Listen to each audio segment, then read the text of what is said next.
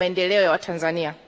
Mheshimiwa Mwenyekiti, kwanza kabisa ni ungwana, pamoja na kwamba ni wajibu wa serikali kupeleka maendeleo kwa wananchi, lakini pale ambapo unakuta pamefanyika kwa jitihada zaidi kidogo, huna budi kupongeza.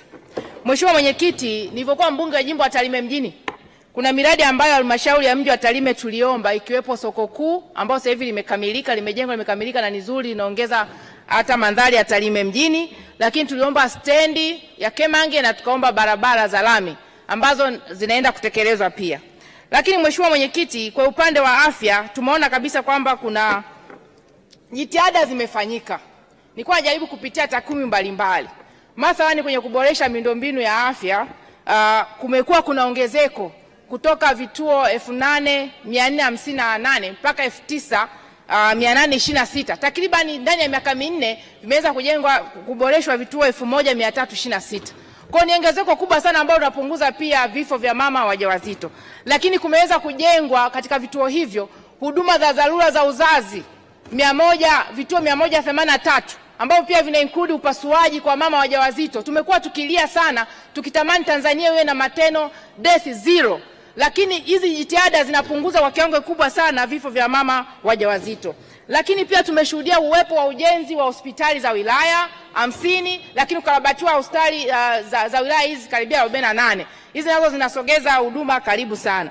Mheshimiwa Mwenyekiti, kwa haraka kabisa, ongezeko la utoaji wa huduma za magonjwa ya dharura kwa mwaka 2007 na 2020 tunaambiwa kuwa kuna MD 7 tu, lakini mpaka sasa hivi tunavyoongeza ndani ya miaka minne vimefika kwenye hospitali zetu tumejengewa emergency. Kwa Tarime mjini MD zimekuwa 116. Ongezeko la hospitali ambazo zinaweza kutoa huduma kwa magonjwa ya dharura 109 ndani ya miaka minne, zaidi ya 1558.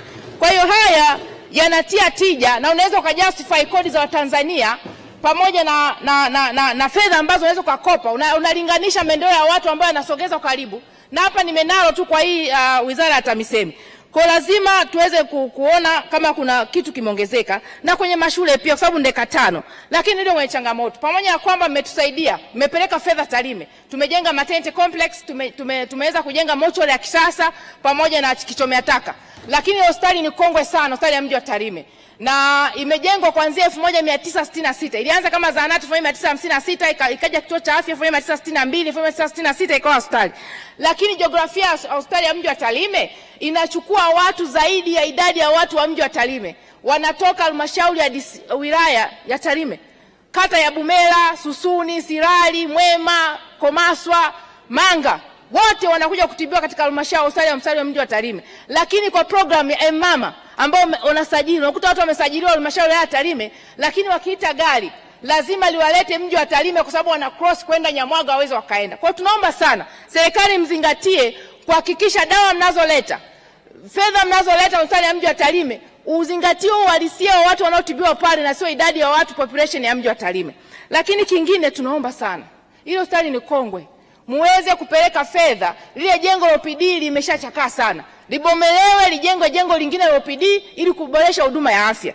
Na mwisho, kama ilivyo kanda maalum ya Tarime Polisi Rorya, tunaomba hospitali ya mji wa Tarime iweze kuwa kanda maalum ya Tarime Rorya, kwa sababu inapokea watu kutoka Tarime DC, kutoka Rorya, kutoka wajirani wengine wa Kenya na hata Serengeti. Imekuwa nikiongea sana, ikienda sambamba na ujenzi wa wadi ya VIP.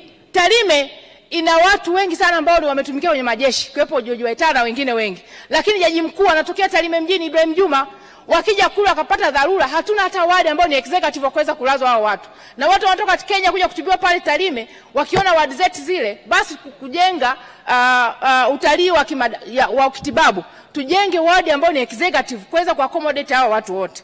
Nije kwenye shule, Mheshimiwa Mwenyekiti, kwa haraka.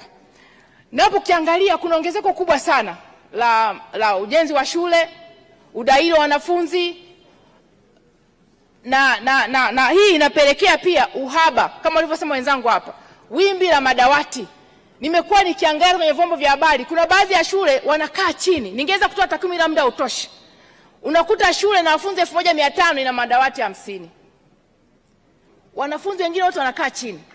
Ninaomba sana serikali kupitia hata mfumo wa CIS ambao walimu wanasajili, tunavyotoa kipaumbele inaonekana dhamira ya dhati kabisa ya serikali kuboresha elimu yetu ili kuweza kuongeza idadi ya Watanzania wenye ueledi wa kufanya kazi kwenye sekta mbalimbali. Tunavyojenga mashule, tuhakikisha tunapeleka na miundombinu ya madawati ili kuondoa kabisa mtoto anayesoma akikaa chini kwenye sakafu na mtoto anayesoma ambaye amekaa kwenye dawati ni vitu viwili tofauti. Tunaomba sana mfanye tafiti ya kina kujua ni idadi gani ambao ni mawimbi ambao hana mashule ambao hana madawati kwenye shule mlizojenga, lakini na shule kongwe, ili muweze kupeleka madawati kuhakikisha kwamba kweli tunaenda kuboresha hii. Nimepitia pia nikaona kwamba serikali imeongeza fedha kutoka bilioni 312 hadi bilioni 796 ya elimu bila ada. Napongeza kwa hili. Lakini kuna changamoto kubwa sana ambayo imeongezeka. Taarifa. Dakika chache sana Mheshimiwa Bunge. Ninakuruhusu Mheshimiwa Bunge.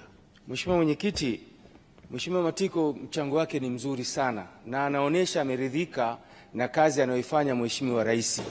Hivi sasa kwa nini asijiunge na Chama cha Mapinduzi ili akamuunga mkono vizuri Mheshimiwa Rais?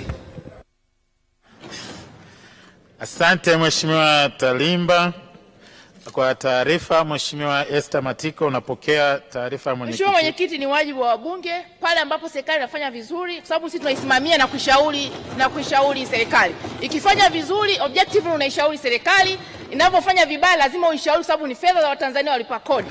Kwa hiyo Mheshimiwa Mwenyekiti, niongezewe dakika zangu. Lakini nilikuwa nasema kwamba Mheshimiwa Talimba, endelea kuishi kwa uishi yako. Ni sekunde 30 tu alitumia Mheshimiwa Talimba, tafadhali. Mheshimiwa Mwenyekiti, haujapokea taarifa. Mheshimiwa Mwenyekiti, nilikuwa na shauri lazima serikali iangalie, ihakikishe kwamba inapokuwa inajenga hizi shule ipeleke miundombinu toshelezi ili kuweza kuhakikisha hata watoto wanaosoma kule vijijini wasome kwenye madawati vizuri, wawe na walimu toshelezi, waweze kupata elimu bora. Lakini mwisho serikali imewekeza. Na nimeona hapa wamejenga nyumba za walimu. Ukifanya correlation shule kwa mfano, kwa naangalia shule za msingi zimejengwa 3000 na kitu, lakini nyumba za walimu shule ya msingi zimejengwa 500 na kitu.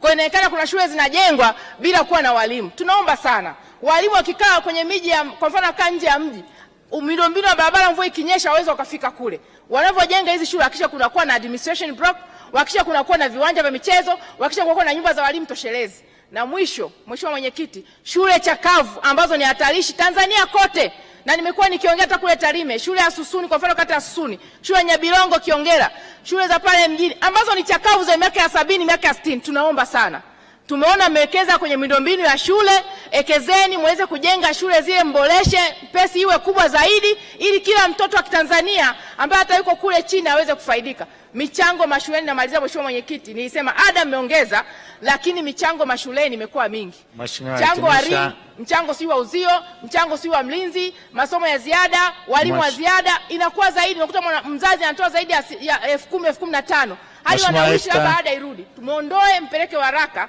iwe uniformity kwenye michango ya shule. Asante sana Mheshimiwa Mwenyekiti. Lakini mwisho, uungwana ni vitendo.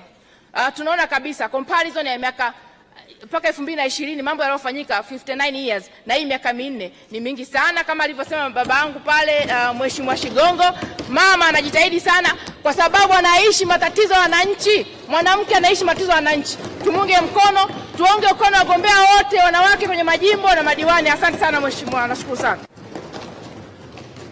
Asante, nimeletewa marekebisho mezani.